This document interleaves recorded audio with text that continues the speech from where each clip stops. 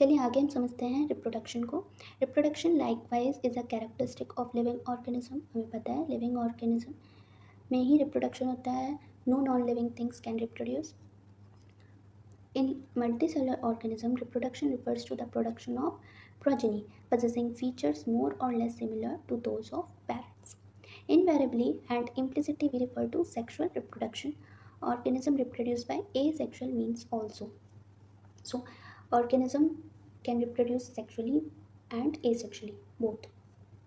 Unicellular organism are reproduced by asexual means only.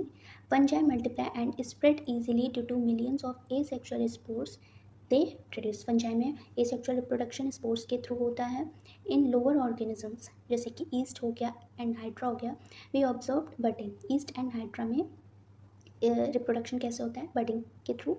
In planaria, that is also called flatworms, we observe true regeneration. True regeneration means a fragmented organism. जिस organism किसी organism का कोई भी fragment regenerate the lost part of it body and becomes a new organism. एक organism का एक fragmented part से पूरी फुल बॉडी का रीजनरेशन ट्रू रिजेनरेशन कहलाता है। Okay, the fungi, the filamentous algae and protonema of mosses are all easily multiply by fragmentation. Okay, fungi and filamentous algae जैसे कि यूलोथ्रिक्स हो गई and the protonema of mosses all easily multiply by fragmentation. Okay, तो ये fragmentation के through multiply हो सकते हैं. When it comes to unicellular organism like bacteria, unicellular algae or amoeba, reproduction is synonymous with growth, that is increase in number of cells. जैसे कि हमने पहले बताया कि यूनिसेलुलर ऑर्गेनिजम्स में सेल डिवीजन के साथ साथ रिप्रोडक्शन भी हो रहा है, रिप्रोडक्शन के साथ साथ ग्रोथ भी हो रही है.